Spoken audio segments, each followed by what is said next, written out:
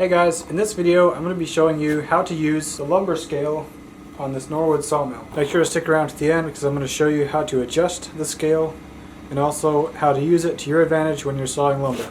Okay, so first of all, here's the scale. On the operator's side you have a tape measure on the right that goes all the way down to 28 inches. And here we've got this red mark on a plexiglass piece here, and this is your depth gauge, so where you know where the blade is at. So right now the blade should be at 4 inches.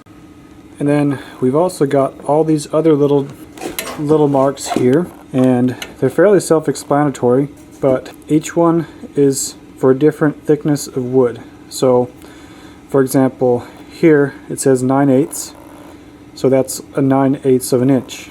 Here's a 5/4, which is 1.25 inches. Then you have 6/4, which is 1.5 inches.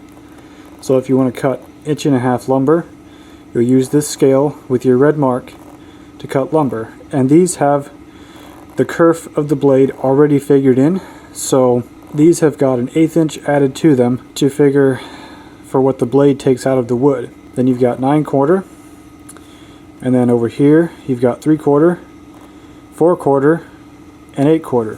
Now this one here is stationary, and it's held on by this set screw down here, which this one is actually off right now, and I need to adjust that one, so I'll show you how to adjust it. This one over here has got a magnetic one that just goes over top of the other one. Now I could use this one as well, but this one is same as this one over here, except it has the 8/4. So I don't need that, and I want to be able to use the 5/4 and the 6/4.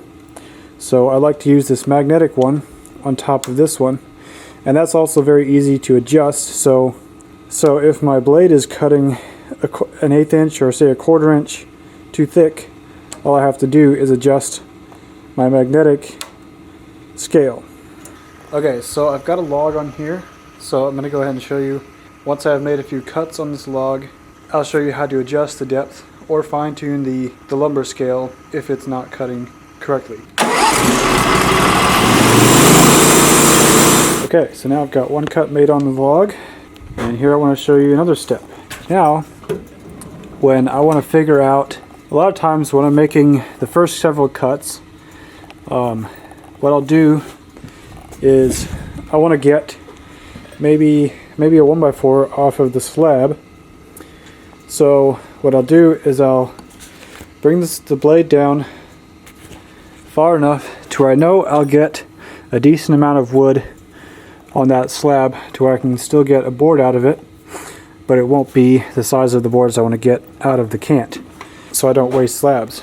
And the way I do that is I can either bring it up to, say I want to make a 1-inch board, I can either bring it up to a 4/4 mark, so I can make a 1-inch board out of that slab, or a lot of times I'll actually use the tape measure guide over here and just manually figure out what I want to do. So here I'm going at 11 inches, so I know that in order to make a 1-inch board out of that slab, I'm going to have to go 11 inches, make my first cut, and then my next cut is going to be 1 1/8 inches down at 9 7/8. That way I know I'll have a 1-inch board, and I'll set that aside and edge it down to a 1x4 later. Okay, now here I want to mention something that I know several people have commented on my videos about having this problem, and this is a problem I have, and you may have a similar problem with your Norwood sawmill where the saw head is not the same level when you're moving the saw head up or down. So for my mill particularly, my mill goes off level when I'm going down. So when I'm going down to make my next cut, what happens is it goes off level just a little bit. So what I do is I just go past where I want to cut about a 3/4 or a 1/2 inch, and then bring the measurement up to the cut going up, because cranking it up, it pulls it level and allows it to make the proper cut. Okay, so now I've gone from 11 down to 9 7/8. So that'll give me a 1-inch board.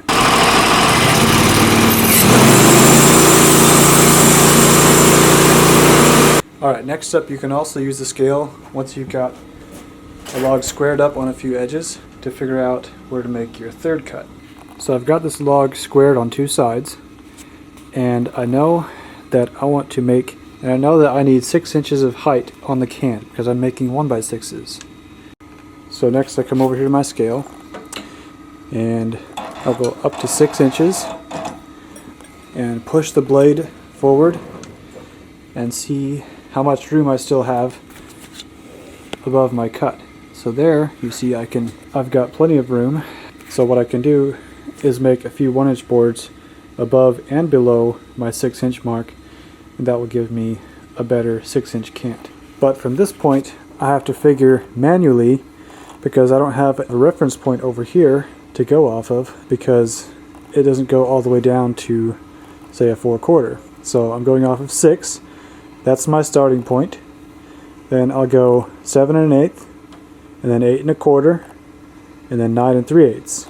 So now you can see I've got 2 starter cuts made, one at 7 1/8 and one at 8 1/4.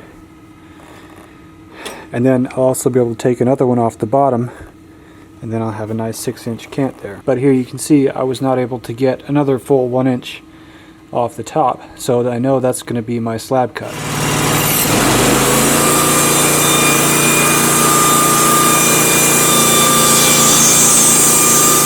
Okay, now I've got this log cut down to 7 1/8.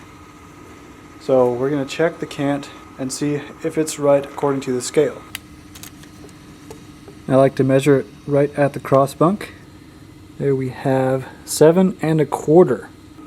And here on the scale you can see I was cutting just above 7 1/8. So my scale here is off, so it's showing 7 1/4. What I can do now is, because this is magnetic, I can just move the magnetic scale to 7 1/4 with the red mark, and then that will be accurate. So I'm just going to take the magnet scale here, loosen it part of the way, and then just gently move it up to 7 1/4. I'll put it up to 7 1/4 in the center of the red mark. That's where the blade is. Right there. So if you take it off part of the way, then you can just slide it up real nice and easy. Okay, now to adjust the left side. So what I'm going to do is move the blade mark to somewhere that's consistent with, say, maybe a 4/4. So I know that 5 1/2 is equivalent with a 4/4 mark. So I brought the blade depth up to 5 1/2. So now I know that this 4/4 mark has to go up to the center of the red line as well, because that's 5 inches or 5 1-inch boards from the bottom, and each time it automatically figures in an 1/8 inch, so that's 4/8 or a 1/2 inch. So I just need to adjust that up to 5 1/2. Yeah, to do that, we'll just loosen the set screw. I'm gonna make it just slightly snug so that it doesn't just move very easily, but loose enough to where I can move it to adjust it, but not too loose, so it can just fall back down when I move it. So now I've made the adjustment. Now all I have to do is hold it in place while I tighten the set screw again, and it'll be good to go. Alright, I've got my scale adjusted. Now I can start cutting 1-inch boards off of this cant the way I have it, because I know I want to go this way, 1-inch boards all the way down. So now I can start making cuts on the 4/4 scale there, because that's adjusted properly. But on this particular mill, the Norwood HD36, I found that when I'm going all the way down and cutting a 1-inch board on the very bottom of the deck, it seems to be a little bit inconsistent, because when I'm going all the way down, the blade covers want to rest on this carriage here, and it doesn't want to go down quite far enough to make a perfect 1-inch cut. So sometimes what I like to do is go, say, I know that I can also sell something like a 5/4 board. So on the bottom one, I could make a 5/4 board, and that would give me a more consistent finishing cut on the bottom. Or I could probably go 1.5 inches as well, which would be 6/4, or 2 inches, or whatever I'm wanting to cut off the bottom. So in that case, I'll need to crank all the way down to my bottom cut. Say I want to go 1.25 inches, move it to 1.25 inches, then I'll have to use the tape measure scale on the right to manually figure what I want to cut off of this next. So say I'm going 5/4 on the bottom. There you can see that's the same. And so I'll need to go up 1 1/8 inches for my next, which will be a 1-inch board. So I'm going to go 1, 2, 3, 4/4 plus 1/8. So my next cut will be at 2 3/8. Then from there, my next cut will be at 3.5. And then from there, 4 5/8, and so on and so forth. So that's how I do that if I'm wanting to cut different sizes and they're not going all the way down.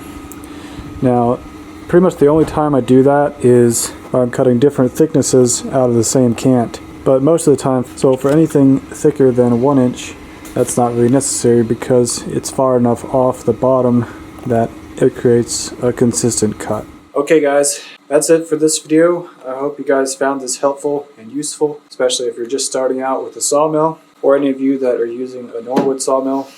Feel free to drop your comments or questions or any other video ideas on Norwood sawmills you'd like me to try and answer.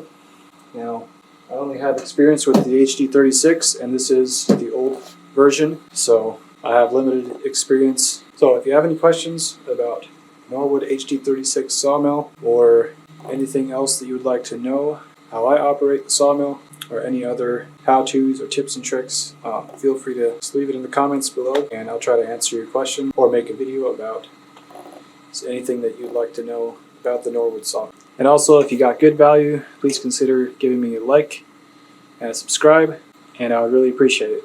Until next time, happy sawing, guys!